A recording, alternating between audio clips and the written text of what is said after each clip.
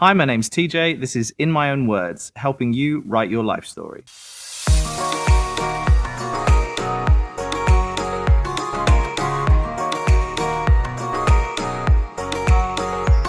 Well, hello, welcome back. This is episode 4 of 5. If you haven't checked out our previous episodes, please do so. Feel free to do so. We've got episode 1, which is an introduction to the process. Episode 2, which is tailored to the sort of content that you might like to include in your life story. Episode 3 focuses on the process of how you're going to write your life story, and also some hints and tips about how to make that process a little bit easier. Today, we're going to focus on how you might like to present your life story, the various different formats that you could consider. That's how we're going to spend the first half of the session, and then the second half of the session, we're going to work specifically in video because that's what I do. And so if your idea is to have your life story presented as a video, then I'm going to take you through a little bit about the setup here in the studio, how we've created it, how you might be able to do that, perhaps not quite with the budget that we have here, but something that's more accessible to you at home. And then a few hints and tips about editing. If you've never used an editing suite before, then hopefully that will be a good introduction for you to get your feet under the table and start using an editing suite for the first time, so it's not quite so daunting, hopefully. So without any further ado, let's get stuck in.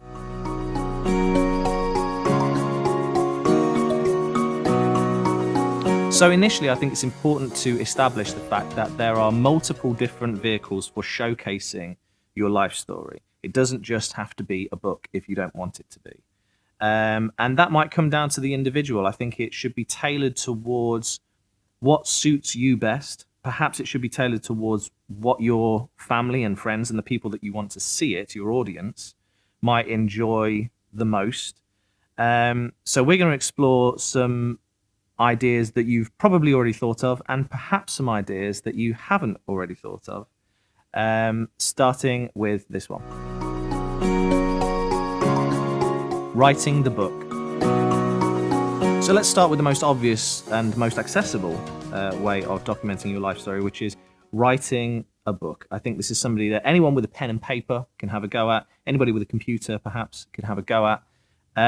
It's nice to be able to write in your own words. You don't have to be a brilliant journalist, author, in order to create something that is very readable. And in fact, if you write the way that you would speak, then I think your audience will probably enjoy that more, because they'll be able to hear the words in their mind. They'll be able to hear you saying it, even though they're only reading it themselves. It's something that can be done at your own pace. It's something that you can redraft and rewrite, at your own leisure.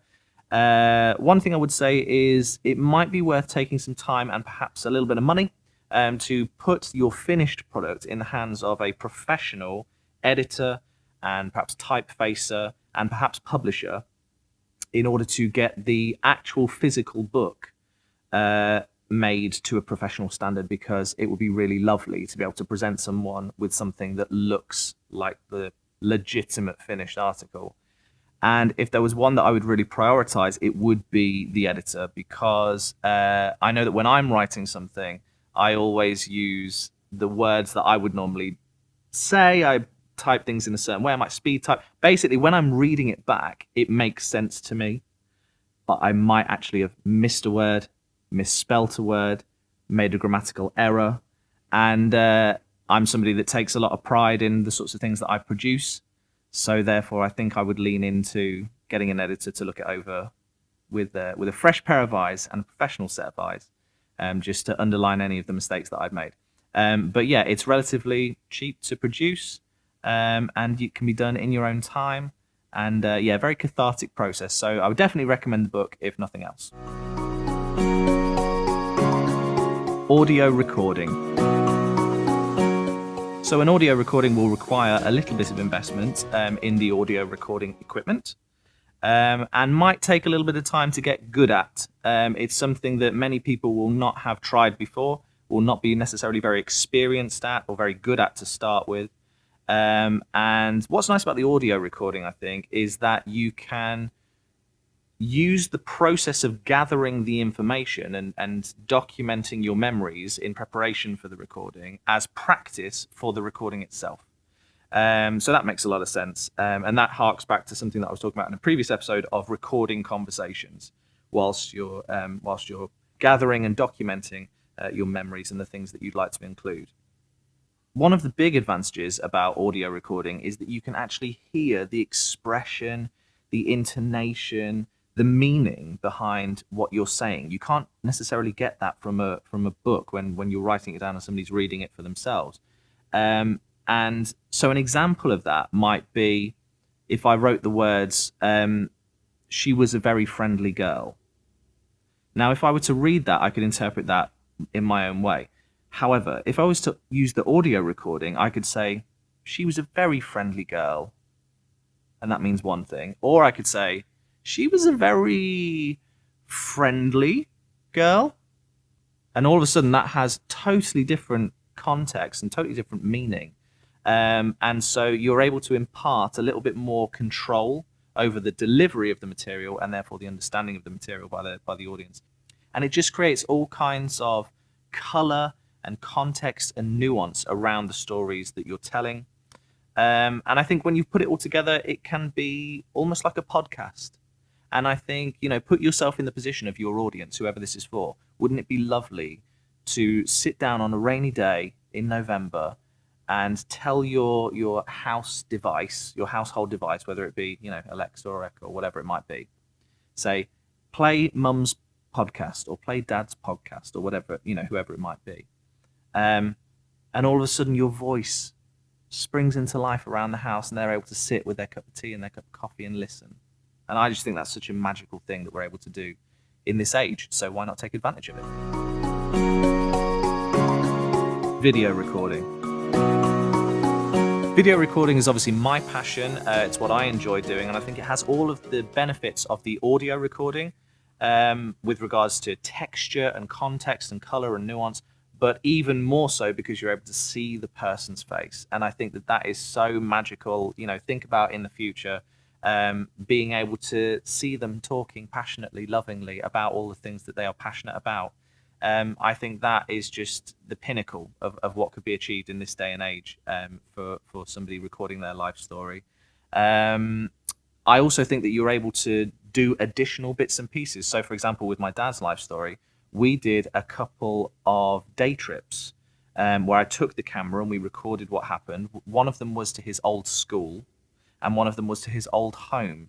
And of course, what we were able to do was capture live his reactions, his emotions, his feelings, his memory recollections as they were happening in real time as we walked around the school, as we walked around his home. In fact, there's one really magical thing that happened when we went to visit his old home. We were welcomed by a lovely couple who knew that we were coming. I went there ahead of time and said, is it okay? You don't know me, but my name's TJ. My dad grew up in this house and I'm making his life story and I wondered if we could have a chat about it. That led to them basically saying, yes, that's absolutely fine. Let us know when you're coming and we'll make it presentable.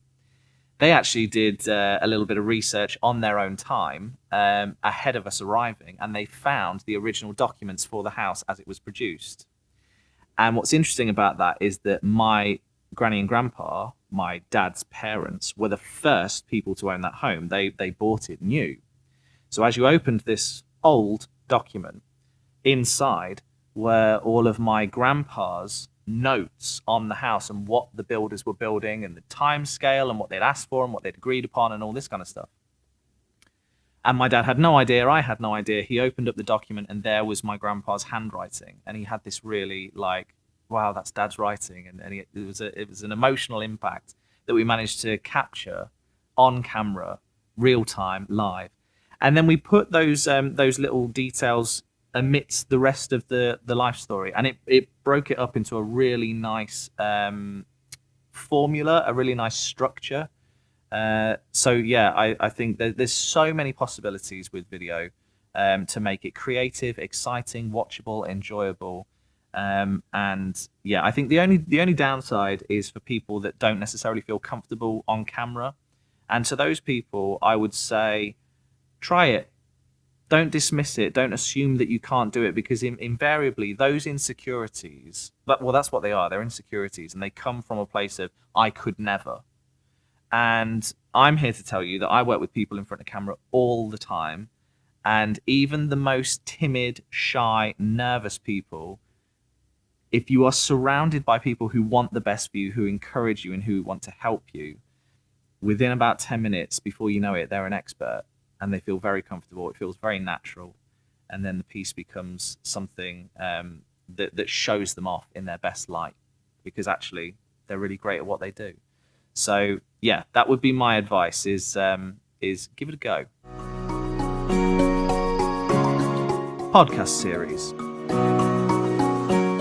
So this is the first of the left field ideas, and really this is just about me offering some ideas on ways that you might like to present it for various different reasons. So a podcast series, if you create the audio version of that, and you could create the video podcast as well. But yeah, I think an audio podcast is interesting because it takes the pressure off the person whose life it is. And what you can do is invite people in to talk about those memories with you, which firstly makes it a more social and more engaging activity, probably more enjoyable to share that experience as well. It means you're getting other people on audio or on video, so their families can enjoy that process as well. It's more collaborative that way. But also, I think it's more informal. It's less structured, and so you never know what tangent you're going to go on. And I think that's a really exciting opportunity to explore, because you might find yourself initially talking about one thing and then going down a completely different route and talking about something else. So yeah, it's kind of that unwritten process, which is very creative and enjoyable, and shared experiences are lovely. And of course, you can crop it up into episodes, which might make it more digestible. It might mean that you can create more content, so people might have more to listen to as a result. So yeah, probably less editing as well, because the nature of it being that unstructured process means that you don't need to be so precious about it being perfect, or it being, put together in a way that is absolutely finished. I think podcasts are a little bit more press record and then speak. So for people who are a little bit more relaxed about the process, this might be a great opportunity. Live performance. So if you are a performer, or if you know people that are performers, or if you're heavily involved in things like amateur dramatics or whatever it might be, something that would be absolutely awesome to see, I think, would be somebody who dramatizes and creates a script and maybe a play, a one-act play or something, of their life story, with people playing parts. What's interesting about this is the idea that it creates a sense of exclusivity about the performance, because it's a one-off, it's a one-time only, and that creates excitement. Of course, the flip side of that is you could do the performance and you could also record it. So yes, it's only a one-time performance, but you've got the recording forever. So there are multiple different ways that you could look at that. But I just think that if you are somebody who is a bit of a performer, maybe a live recording or a live streaming of your life story, and whether or not you go as far as to reenact some of those memories. I just think the possibilities are endless, and that's a really exciting concept for people who want to go perhaps a stage further with it. Art installation. Again, this is working on the theme of exclusivity, of scarcity and rarity, to create all of the pieces of information, to document them, to have all the photos, and to go to a local gallery and say, this is something that I'd like to have up for about a week, might scratch the itch of wanting to create your life story without having something permanent. And so it encourages people to come, take a look round, enjoy the memories that you've shared, enjoy the photos that you've presented, and get that live feel of being in the gallery and enjoying being. You see, there's something about being stood in the middle of someone's life that I really like, and I think that's something I might have to explore with people as well, because to be in the room and be surrounded and like, okay, I'm now stood in the middle of someone's life, and I can take my time and walk around slowly, and I can take it out of order, or I can go in order, and I can dot around and yeah, there's something that the physicalization of someone's life story is a very interesting concept. So if you're doing either of those two, do let me know, because I'd love to come along and see how it works out. Create a website. With regards to technology in the future, I think the sky's the limit with regards to a website. You can upload video content, you can upload photographic content, you can journal, you can blog, you can vlog, do video logs. You can, and the nice thing about it as well is that you can add things all the time. So it can never be complete, as it were. It's just like a digital diary that you're constantly adding to. And that would be an absolute wealth of material for somebody to inherit and think, wow, I'll have this website and all of the material on it to enjoy in my own time. And also the nice thing about that is sometimes people aren't in the mood for a video. Sometimes people have only got facility to listen at a given time, like if they're at work. Sometimes people want to sit and read. So you have the potential with a website, an interactive website like that, to meet all of those needs and give people a multitude of different ways of enjoying your memories and your life story. So really, I suppose that is an amalgamation of all of the things that we've spoken about so far. So yeah, that's a very interesting idea, and really lends itself to my overall thoughts about this process, which is it's the inheritance of your digital legacy. So yeah, I think that's definitely one to explore.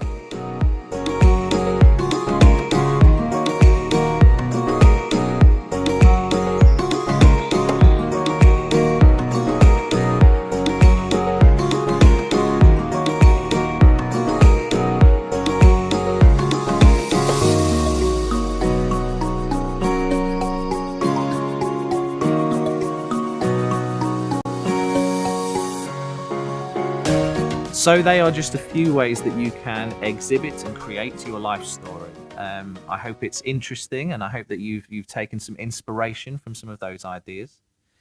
Now what we're going to do is get into a little bit more of the technical element of if you are specifically thinking about creating a video life story. The video that you're about to see transcends time and space, because you'll notice that I had a haircut, had a bit of a shave, and the video that you're about to see is of me a while ago, before any of that, taking you around the studio. So without any further ado, I will interject a video that we shot about a couple weeks ago now, of me taking you around the studio, and then we will head back to the editing suite at the end. So let me do a fun transition. Ready, steady, go! Well, hello and welcome to the little studio tour that I'm going to give you now. And I've deliberately put you on my phone. So you're on my phone right now, and the reason I've done that is because I think it's interesting to consider all aspects. Obviously, if you want to create a video of your life story, finance is one element that should be heavily considered. Nobody should be spending more money than they are able to assign to a project like this, just because they're very passionate about it. We all have to work within our means. But also, by putting this footage side by side with the other footage that I've shot in the studio, you can see the difference in the picture and how it is color graded and how it's put together. And you can also hear the difference in the microphone, because unfortunately one of the big letdowns with the smartphones and iPhones and stuff like that is the fact that the audio capture is not that great. It just doesn't sound anywhere near as clean or crisp as a decent microphone. So without any further ado, let me give you a little studio tour. So I'm going to come this side of the camera now. Here we have the couch that I've been sitting on this whole time, and where should we start? Let's start with camera 2. Camera 2 is our alternative shot. It's our second shot. It's the reason I think it's good to have more than one camera is because if it's all done from the same angle, then that can be a little bit boring. It can be a little bit like it can encourage the audience's mind to wander a little bit, whereas this keeps them focused because we're switching the picture. So for people that are visually stimulated, which most of us are now because of the advent of things like social media that's designed to keep us watching, by switching up the camera angles, it's all relevant and it's all important and it's all still on topic, as it were. But we're just seeing things from a different angle, and it grabs our attention back to the screen, and helps us focus on the what's being said in the thing. The one thing to be wary of, by the way, this is going to be a super rough take in terms of my how I'm scripting it, because I'm shooting it on my phone. So I'm not going to do loads of takes with this one. So apologies in advance, this is a bit more content style. The nature of using more than one camera is what you're going to want to do is colour grade them so that they look roughly the same, because different cameras will have different colour grades. They'll let in different amounts of light depending on the lens. You want to try and make sure that the screens are matched before you shoot. That's where, if we return to the back of the studio, we have this lovely monitor over here, and this monitor allows us to colour match to make sure that the sofas are looking like a similar sort of shade in each of the pictures, depending on which bit, and the light frames at the back and all that kind of stuff. So yeah, this is our camera 2. I put it deliberately on the side because I think it gives an insight, a different kind of insight, different kind of take on what people are talking about when they see the message being delivered in front of them. I've got one camera here that's down the lens, and I've been delivering the information down the lens. With this camera, it's almost like the third person in the room who's watching a meeting between two other people. So it provides a different dynamic, and I like that. Obviously we've got our lighting rig, and we've got our we're only using about half of this lighting rig, so we've got our panels at the top. Very important to light yourself as well as possible. Get a nice wash over your subject if you can, and then we will also use a few other additional lights. So I've got this light to light me from behind. Incidentally, this blue light here, that's only on so that I can have this light on, because this light we see in this camera, which just adds to the frame a little bit, so the framing's a little bit nicer. So ignore that blue light, that doesn't really do a whole lot. This light is just basically acting as a hair light, even though it's not above me, it's kind of like to the side of me, but it just picks out a little bit of the back of my head, which makes me stand out from the background, which is good when I'm up against a white screen, or also against a black background if you've got black hair. So yeah, consider lighting, giving yourself a hair light to the rear and above normally, but we've got these lights above, these blue lights, which is why I didn't put it above. And then we've got our key light, and our key light is here, and you want this on an angle. So if I'm sat face on here, let me move backwards so you can see. Our key light is just going diagonally across the subject being me in this instance if I'm sat in the chair. So yeah, that's our key light, and it's nice and bright, and it provides the majority of the light on my face. So these two lights here are kind of in opposition, okay? Then we have a main camera, front and center. It's currently switched off, so let me turn it on so you can see. Some of the things that you might not want to burden yourself with, by the way, are things like where's my finger? Here we go. Your ISO is going to adjust the amount of light that you're manufacturing into the sensor. If you need to adjust for low light levels, which we don't really need to do in this studio because we have masses of lighting. Your f-stop, I'm going to suggest that don't worry too much about having a depth of field. What that will do is it will create a nice natural blur in the background if you've got something in the background worth blurring.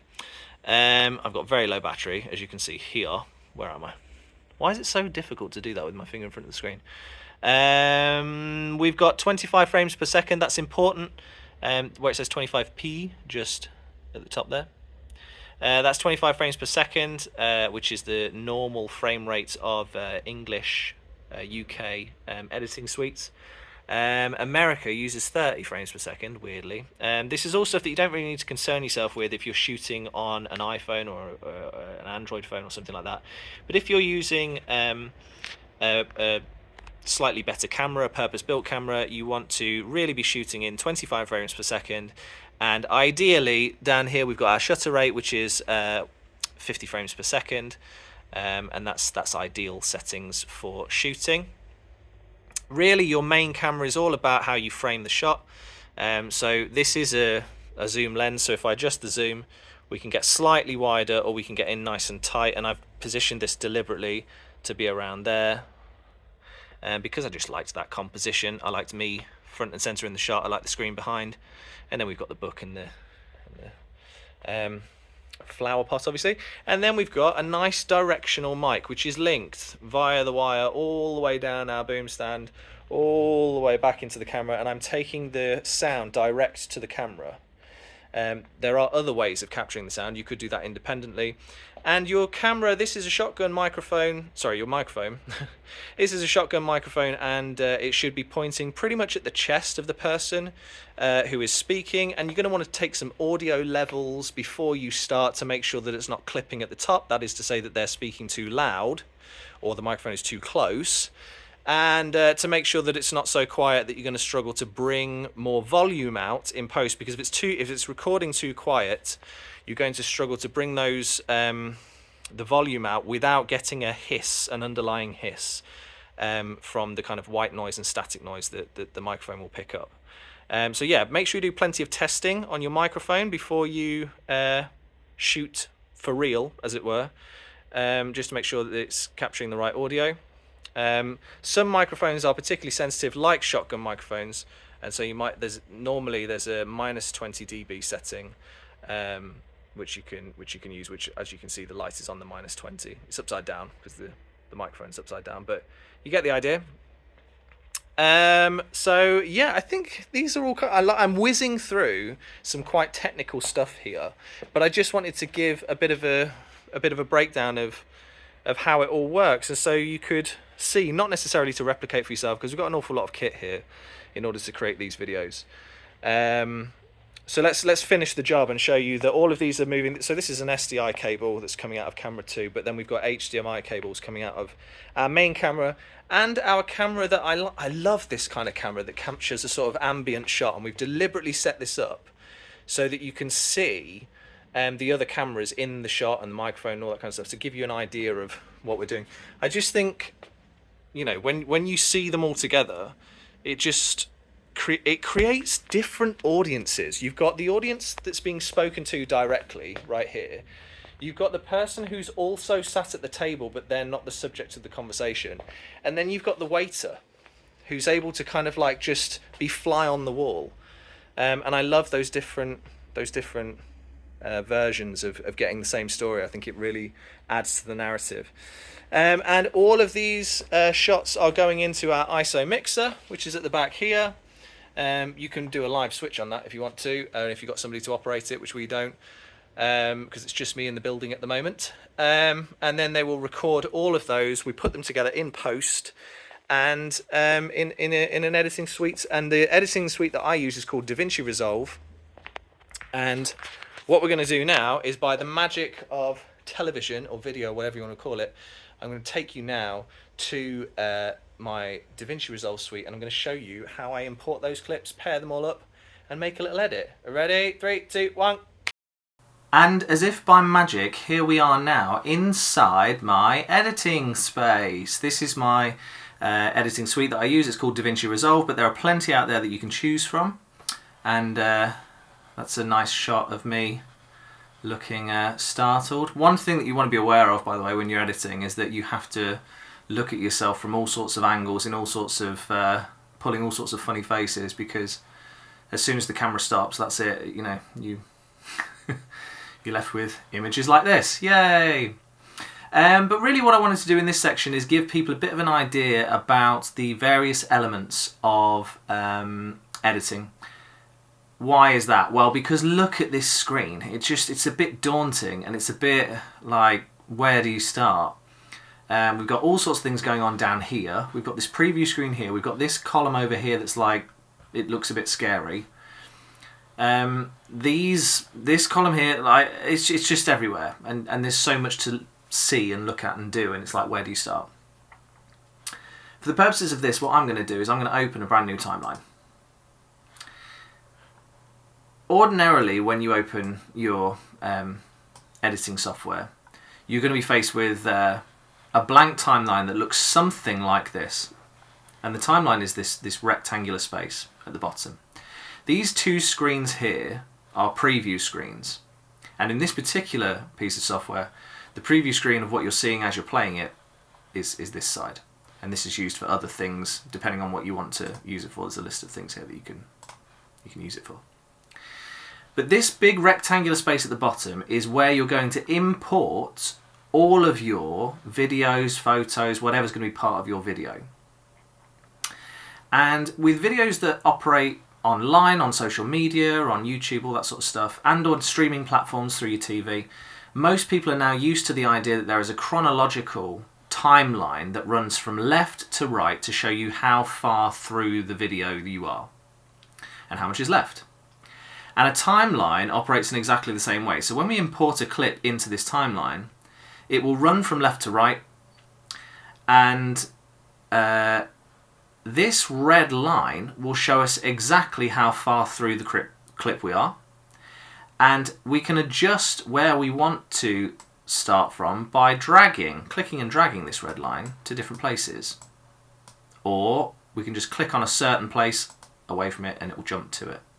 And that's how we can navigate around our timeline nice and easily. It normally, again, I'm going to keep using the phrase most video editing pieces of software. You have to make this adjustment at the top here, where this little bulbous end is here. In this section that looks like a ruler, that's where you need to click in order to adjust it. Why? Because if you click down here in the actual timeline itself, nothing happens. And we'll get into why that is the case in a moment. So currently, if I put this all the way over here, we are now at 0 seconds. Ignore the 1. We're at 0 seconds. And if we press play, nothing happens because there's nothing in there. So we need to put something in this section. So let's do that now. This is our media pool, and this is a way that we can store files easily in the system waiting to go in, rather than having to continually search through our file management system. So this is my file management here. This is my desktop, okay? If I have to keep looking for files throughout my computer in order to put them in, that could be a little bit of a problem. That could be time consuming. Instead, I can drag them over to my media pool, which is up here, and then they can be waiting for me to use, like these ones are currently. I can drag any of these in. Here is the clip, incidentally, that you've just seen. If I drag that in there, that's the clip that you've just seen of me going around the studio tour. How interesting. I'm going to get rid of that, and we're going to work on something else, because we've been there and we've done that. Let's find something fun to show you how this works. If I bring my file management system, here we've got a lovely picture of a puppy. I can drag that into my media pool, okay? It's now here, and he's ready and waiting to go in. And if I drag that picture of a puppy in there, it will come in. And even though this is a still image, this isn't a video, this is just a picture. But I can bring that in, I can pop that in the timeline, and now if I click play, you'll notice that the red line does move, and it's moving and it's playing like a video. And then when it gets to the end, it stops. But the reason that nothing is happening on this screen is because it's an image, not a video. Okay, so let's delete the cute puppy and let's put in something else. Let's take this clip here. This is our last clip of the whole process. And what you'll notice this time is we've got two things that have come into the timeline. One is blue. It's got a little blue thing here, blue bar. The other is green. It's solid colour green, okay? And these are your video and your audio, and they are linked together. So if I click on the video and move it, the whole thing moves. If I click on the audio and move it, the whole thing moves, because they are linked together. And why is that an advantage? Well, because if they move independently, then the audio will get out of sync with the video. Simple as that. So they are linked. You can unlink them. If I right click, I can unlink the clips, and now I can move them. So let's see what that looks like if I play it.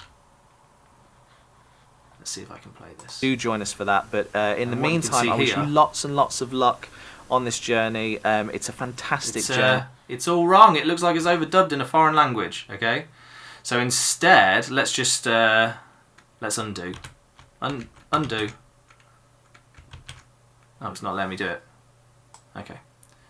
That might be because we're screen recording, so my undo function might be pertaining to that. So we'll link them back together. So if we bring them right to the edge here and right to the edge here, they now should be in sync again. So if we watch this here and press play. Who went through this process in the first instance, asking him a load of questions about the process. And now we can see that they are linked again. Another lovely face. Honestly, this happens all the time, and it's quite troubling. Now, if I highlight them both and I link the clips, then now when I move them, they will move together again. Okay. But you'll also notice, so we've got this line, this dividing line, okay, and everything below that line is audio, which comes up in green, and everything above that line is in blue. And we can move this left and right, as we've already seen. So what does that mean? Well, it means that we could start the film with a few seconds of darkness. This is playing currently. Well, that is it for this episode of In My Own Words. I hope you've enjoyed it. And then all of a sudden it will start to play. Okay. So yeah, that's something that we can do, is move it left and right. What you'll also notice that we have here, it says video 1. We can edit that if we want to, I don't need to. But we also have video 2 and we have audio 2. And that means that we can layer stuff. Okay. So let's take our picture of our puppy. We can put it next to our clip over here, which means that when we finish this clip here, if I press play now, it will change to the dog and it will continue to play. Or we could put the dog above it, and what that means is, well, I'll show you, it's probably easiest just to show you. Asking him a load of questions about the process, the preview, what he went and then we through, get to the got out of puppy. it. And so that is the last episode, so do join us for that. Now the But in the appears, meantime, I wish you lots and lots and of then we get to luck the end of the puppy. on this journey. It's a fantastic... And what that means is we can layer other video on top of other video. And that's useful for all sorts of reasons, when you're editing and so on and so forth. The sound was uninterrupted. You can see that this is an uninterrupted sound, so the sound keeps going. But we could add other sounds in if we wanted to. Something else we could do. You'll notice as well, by the way, that this image of this puppy is not quite the full width of the screen. Okay, so you can still see a little bit of the studio behind it. If I dropped it down and into this section, though, now the video elements of this, of me talking, have been interrupted. They've not been layered on top of, they've been sliced into the middle of. Okay, so now in these edges it's gone away, and if I take this out again, you'll notice that the gap is still left there. The audio is uninterrupted though, so that will keep going. So let's see what that sounds like and looks like. Questions about the process, what he went through, what he got out of it. And so that is the last episode, so do join us for that. But in the meantime, I wish you lots and lots of luck. And that's how that now looks. Let's get rid of these files now and let's re-import the video. That's it.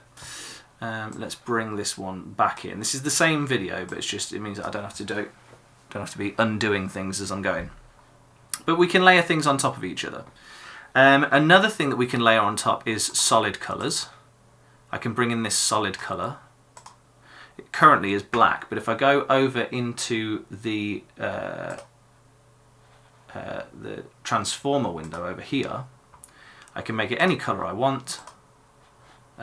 Let's go this colour. And now, as I play, asking him a load of questions about the process, what he went through, what he got out of it. And so that is the last episode, so do join us for that. But in the meantime, I wish you lots. So that is a way that we can put solid colours on. Why would you want to do that? Well, you might want to have some titles like we have in this show. So let's put some titles in. We go down here to where it says titles. This will be different in every piece of software, by the way, where these things are contained and stuff. We can put some text. If we put some text before it, let's put text over it for now, and it says custom title. Let's do bye with an exclamation mark, and let's change the font to something a bit more fun. I like what do I like? I like lobster. That's fun. Oh, but let's change it to not capitals. There we go. Bye. So now if we put it over there, and let's zoom in a little bit as well, shall we? Let's go over here. Let's go to settings and zoom a little bit. There we go. Fun. So now if we press play, we get process this. In the first instance, asking him a load of questions about the process, what he went through, what he got out of it. Bye. And so that is the last episode, so do join us for that. But in the meantime, I wish... Or we could get rid of the generator. Bring this down. We don't need to bring it down, but we can bring it down. So we got rid of the solid colour, and now it's over the top of the video. Press play. Out of it. And so that is the last episode, so do join us. Interesting. Also, in this instance, it just suddenly appears. So if I press play, Asking him a load of questions about the process, what he went through, what he got out of it. Bing. And so that is the last episode. But what we could do is we could put a video transition on. So now if we put something on that is, let's go, let's try an additive dissolve and see how that looks. Press play this time. So instead of it just appearing, it does this now. Asking him a load of questions about the process, what he went through, what he got out of it. And so that is the last episode, so do join us for that. But and we can also make it fade out. So let me just see. Oh, I haven't mentioned this yet. This is the zooming in and out of your timeline. The clips don't get longer. It looks like they're getting longer, but what we're actually doing is we're just zooming in, okay? And that's to get more dainty work done. If I put a little dissolve over that side and press play, do join us for that. But in the meantime, I wish you lots and lots of luck. Just like that. So you start to get an idea of how it can all be pieced together. These extra audio lines, you could put the music underneath here, as we do in these videos. You could put sound effects underneath there. Sometimes it's nice. So for myself, when I recorded myself and my dad, we had two separate microphones, so we had two separate lines in, and that means that I could do all the editing on his voice in one channel and all the editing on my voice in a different channel. So there's lots of reasons why it's beneficial to have different different audio channels for different things. If I swing back into the other timeline really quickly, I can show you a little bit about now that we've learned what we've learned. Some of this might have a little bit more context. So for example here, if I zoom right in, let's do a deep dive on this. This is the end of this section here that you've just watched, okay? So yeah, I think that's definitely one to explore.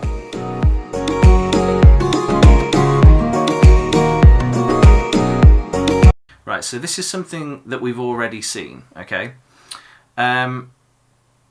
Let's see everything that we can find. This is the footage that we saw. This is the audio that's attached to that footage. So they are one and the same, right?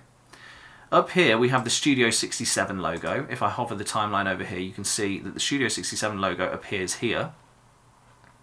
And if I click this button, I can disable this line, this strand of video, which in this case is just a still image. So by disabling it, if we look back up here, the Studio 67 logo is gone. And if we enable it again, sorry, it comes back. So that's that. Then we get to here, and there's an awful lot of things going on. If we scroll up like this, so I'm scrolling up currently, we can see all these things that are laid on top of each other. And what are they? Well, over here we've got the white background. This purple one here is a solid colour, and it's just the white background. Then we've got some text that fades in. This bottom text bar is the thing that says your process summary. Okay. And then the ones above it are the pieces of information that scroll in on either side that are the actual summary. Let's just see a little bit of that. So I've done two separate text bars, one for the left-hand side of the screen and one for the right-hand side of the screen, and I've set them at different times. If I open this up, you can actually, oh no, you can't actually see, but they happen at different times. And then you've got these little bits here, and these bits are the sort of graphics that come in and out, that operate as transitions. So I've got a couple of different blue coloured triangles that move in and out of the screen, and as they resolve, we have the white background behind. So if I press play now, and because they're at the top of my tower, if you like, of everything that we're seeing, it means that they come over the top of everything else. So what actually is happening here is my video of me is finishing there. Let's put the timeline there. My white colour background now starts at this point. But if we look at the screen right now, we see this is the point at which both blue triangles are covering the entirety of the screen. And that allows me to make that transition from video into solid white background without anyone seeing, because that's where it happens. And in fact, if I disable this track, this, and then press play, it just does that. So it just switches. But if I enable this track, then we cover it with these little blue triangles, which makes it look nice. And that's how that happens. And then if we scroll right down here into this section, this is where the music starts. So this is the music that accompanies the slide. And you'll notice at this end we've got a little bit of a darker patch just here, and what that is the volume increasing slightly as we move into the slide. And then at the other end we've got the same situation with the volume decreasing. So you can watch that again, watch the volume increasing as the cursor moves across it. That's definitely one to explore.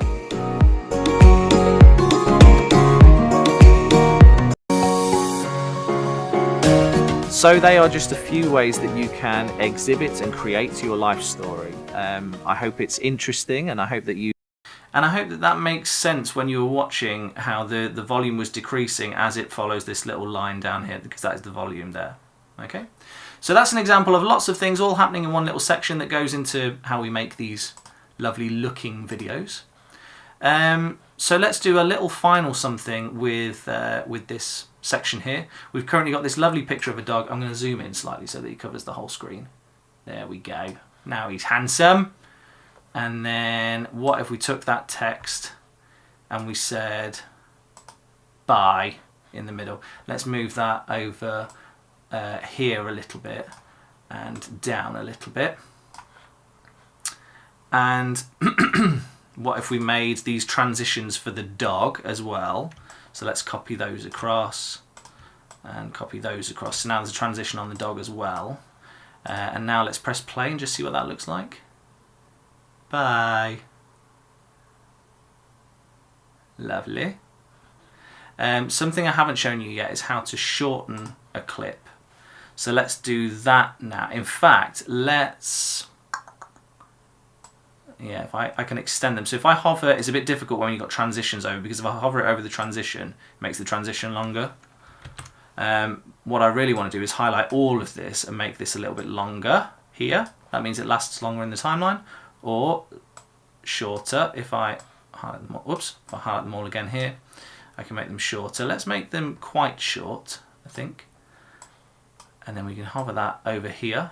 That can probably be a little surprise waiting for us at the end of the video. So anyway, I hope this has been informative. I hope you've got something out of this little section. I hope it's made it seem not quite so scary. Yes, there is an awful lot to learn, but you know, it's a process, and if you've got a bit of time, it's a lot of fun, and you can create great things with it, and really interesting things. So yeah, I hope that's lifted the lid a little bit and shone a bit of a light on what is possible. At an entry-level stage with regards to video editing, and now, like I say, we've got this little surprise waiting for us at the end of the video. So I guess let's see what the whole thing will look like. Well, that is it for this episode of In My Own Words. I hope you've enjoyed it. I hope it's been useful. There is only one more to go. Episode 5 is sitting down with my dad, who went through this process in the first instance, asking him a load of questions about the process, what he went through, what he got out of it. And so that is the last episode, so do join us for that. But in the meantime, I wish you lots and lots of luck on this journey. It's a fantastic journey. Do enjoy it, do make the most of it, and we'll see you in the next episode. Thanks for watching.